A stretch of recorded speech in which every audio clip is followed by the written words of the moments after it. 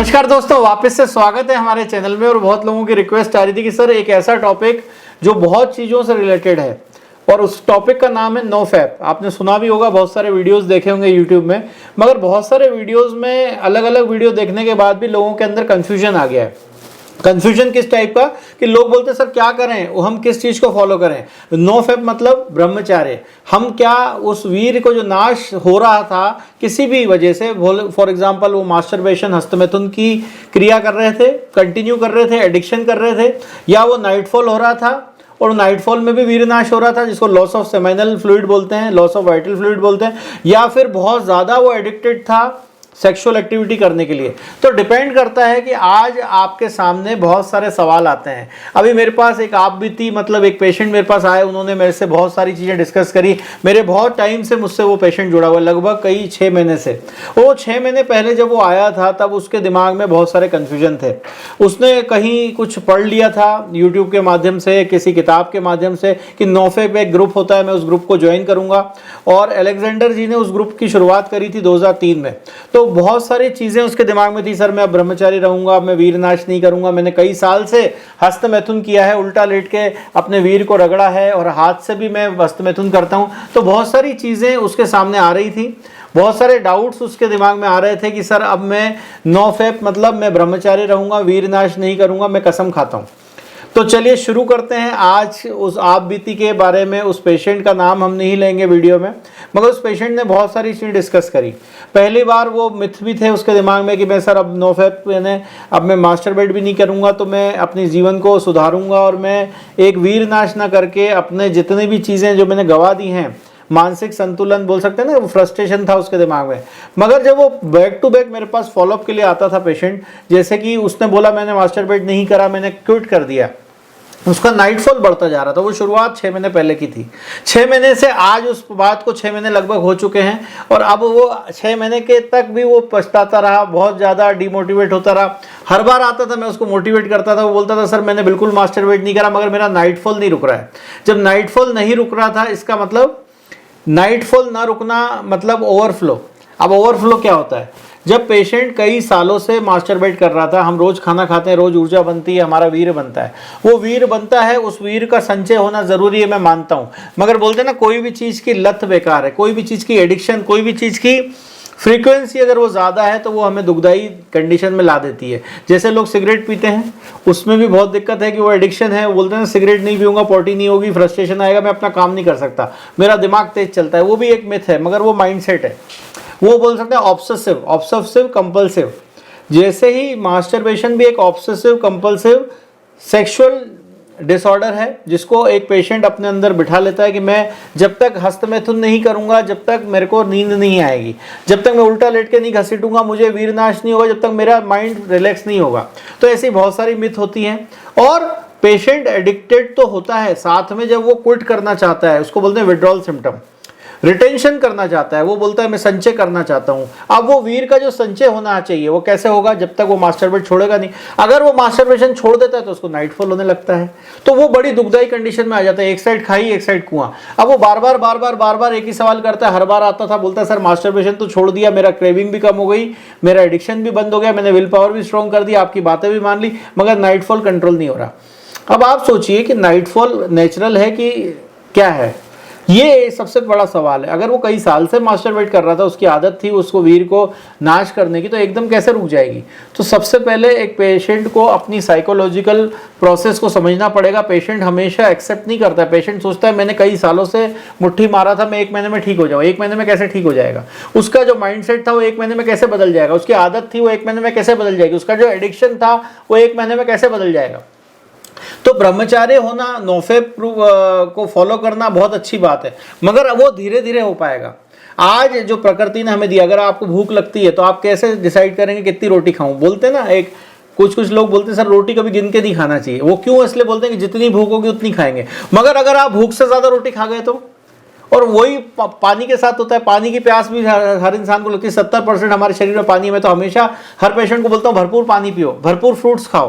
तो वो पानी कौन डिसाइड करेगा? आपकी प्यास कितनी है, है, वो आपकी प्यास पर डिपेंड करता है ना, आप कितना पानी पिएंगे। ज़्यादा पी लेंगे तो भी दिक्कत है, और कम पिएंगे तो डिहाइड्रेशन हो जाएगा। तो ऐसे ही एक सेक्स एक प्राकृतिक चीज़ है, बोलते हैं 3 चीज़ें इंसान कंट्रोल नहीं कर सकता, खाना पीना, मलमूत्र जो त्याग रहा है वो, तीसरा सेक्स। सेक्स एक प्राकृतिक चीज़ है जो हमारे बॉडी को मिली है, हमारे शरीर को मिली है, और वो सेक्स करना भी ज़रूरी है और वो प्राकृतिक भी है। मगर जब उसको एक इंसान ऑब्सेसिव कर लेता है, कंपल्सिव कर देता है, एडिक्टेड हो जाता है, तब वहाँ पे दिक्कत होना शुरू हो जाती है। और वही एक कंडीशन बन जाती है जब पेशेंट अपनी प्रॉब्लम्स को बढ़ा लेता है, वो मानसिक तरीके से साइकोलॉजिकल स्ट्रेस में आ जाता है, एंजाइटी के रूप में आ जाता है। वो बोलता है सर अब मैं क्विट नहीं कर पा रहा हूँ।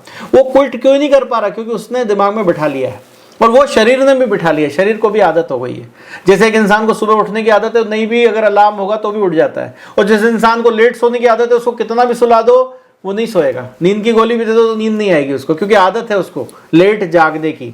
वैसे ही जब मास्टरबेशन और नाइटफॉल और सेक्सुअल डिजायर, ये सभी चीजें मैं क्यों रिलेट कर पा रहा हूँ कि वो पेशेंट ने आप बीती बताई कि सर मैं कई सालों से हस्तमैथुन कर रहा था, मैं 13-14 साल की एज से मैं स्टार्ट हो गया था, और वो कंटिन्यू हस्तमैथुन करते करते करते करते उसकी क्रियाएं भी अलग थी। उल्टा लेट के घसीटता था लिंग को, जब उल्टा लेट के घसीटता था उसको मजा आता था, वो मजा बाद में सजा बन जाती है, आपको बताया होगा मैंने पिछले वीडियो में। और वो कैसी एडिक्शन था, जब वो वीरनाश कर करके लिंग में भी पतलापन आ गया। और एक कंडीशन ऐसी बनी जब उसने नोफेप ज्वाइन करा, उसने अपने मन को बोल सकते हैं कि माइंडसेट करा कि मैं अब मस्त में तो नहीं करूंगा, ना उल्टा लेट के करूंगा, ना हाथ से करूंगा। मगर वो नाइटफॉल की कंडीशन ऐसी बन गई कि फिर वो उसको वापस से कमजोरी आने लगी। जब दिमाग वापस से बोलने लगा यार इससे अच्छा तो मैं हस्त में तो नहीं कर लेता, क्योंकि वीर तो वैसे ही नाश हो रहा है। तो इसलिए बोलते हैं ना, एक जब आपकी स्थिति उस कंडीशन में आ जाती है कि आपको इस दिमाग में फिर ऐसा लगता है कि आप एक कुशल चिकित्सक के मार्ग। इसीलिए जब वो पेशेंट आया, आज वो 6 महीने का हमारा एक तपस्या थी, 6 महीने हमने उसको गाइडेंस दिया, एक मोटिवेशन दिया, उसको कुछ टिप्स दिए, डाइट चार्ट बताया, और 6 महीने के बाद आज उसका मास्टरबेशन तो वो क्विट कर ही चुका है, और साथ में नाइटफॉल की भी समस्या ठीक हो गई। अब उसकी वैवाहिक जीवन में वो आने वाला है।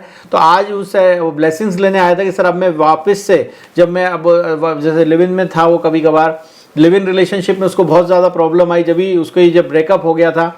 ब्रेकअप होने के बाद उसने मास्टरबेशन को जो बहुत ज़्यादा फिर से कंटिन्यू कर दिया। वो एक समय आया था जब वो लिव इन में आया था, जब उससे सेक्स नहीं हो पा रहा था। तो एक सवाल और था कि सर जब मैं वैवाहिक जीवन में आऊँगा तो क्या मैं संभोग कर पाऊँगा, क्या मैं अपनी पार्टनर को सेटिस्फाइड कर पाऊँगा, क्या मैं और अच्छे से अपना फैमिली प्लानिंग भी कर पाऊंगा, आगे अपनी बात को बढ़ा पाऊंगा, अपने परिवार को। तो बहुत सारे डाउट्स लेकर आया था। मैंने एक ही चीज़ बोली कि डर के आगे जीत है, जो हो गया उसको हम वापस नहीं ला सकते। मगर आज की स्थिति ऐसी है कि हमने उसकी बॉडी को रिससिटेट, बोलते हैं ना highest ideal of cure is rapid gentle permanent, हमने रिससिटेट करा, हमने उसको रिकवरी करने के लिए कुछ सप्लीमेंट्स दिए, जिंक दिया, मैग्नीशियम दिया।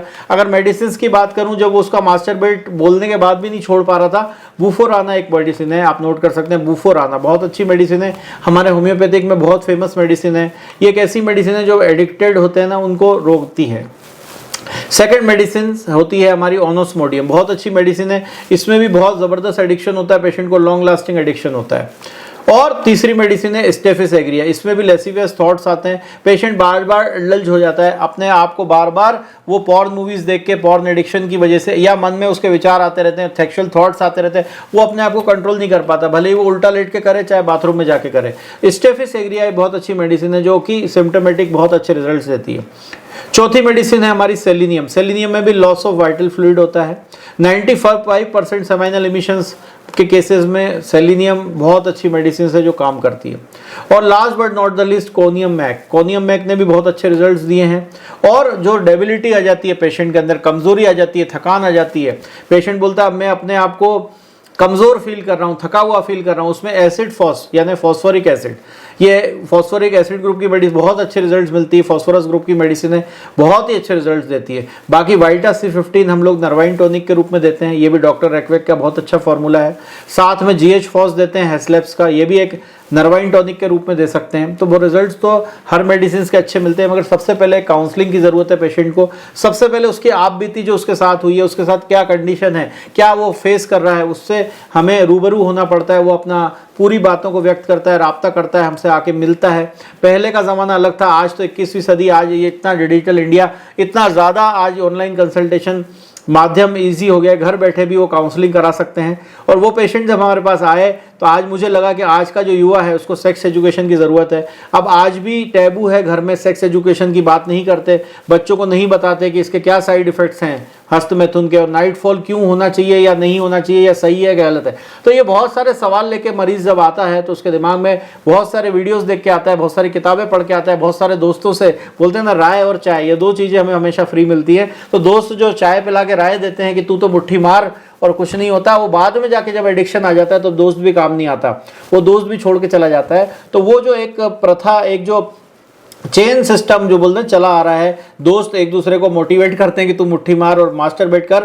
तो 9 फेब के कगार पे जब वो आता है, जब वो 9 फेब जब बोलता है ब्रह्मचार्य बनूंगा या ब्रह्मचार्य का पालन करूंगा, वो बहुत लेट हो जाता है। और उस समय एक कुशल चिकित्सक की, एक अच्छे दोस्त की, एक अच्छे पिता की, वो ऐसा इंसान जो उसको अच्छे से समझा सके और अच्छा गाइड कर सके, उसकी बहुत ज़्यादा ज़रूरत होती है। अगर ऐसी कोई सिचुएशन आपके सामने आती है या आपके किसी दोस्त के सामने आती है तो उसको बोलते हैं ना विद्यादान महादान, उसको सबसे पहले अच्छा ज्ञान दें, उसको बोलें डरे नहीं, डट के सामना करें और एक कुशल चिकित्सक से संपर्क करें। और अगर ये मेरा वीडियो वो लोग देख रहे हैं जिनके बच्चे हैं 15, 16, 20 साल तक के बच्चे हैं, तो वो भी आज अपने बच्चों को अपना दोस्त माने, उनसे आप शर्माए नहीं और ना उनको शर्माने दें, उनसे खुद खुल के बात करें, अपने दोस्त माने, उनसे बोलें, अपनी बातें को शेयर करें। वो ऐसा ना हो कि कहीं डिप्रेशन में वो बच्चा बैठा हो और एक जो देश का भविष्य है, वो बच्चा कौन है आज हमारे देश का भविष्य है, वो कहीं ना कहीं अपने मन में बहुत सारे विचार लेकर बैठा है, गलत फहमियाँ लेकर बैठा है, अपने आप को कमज़ोर बना के बैठा है, मजबूर बना के बैठा है। उस मजबूर इंसान को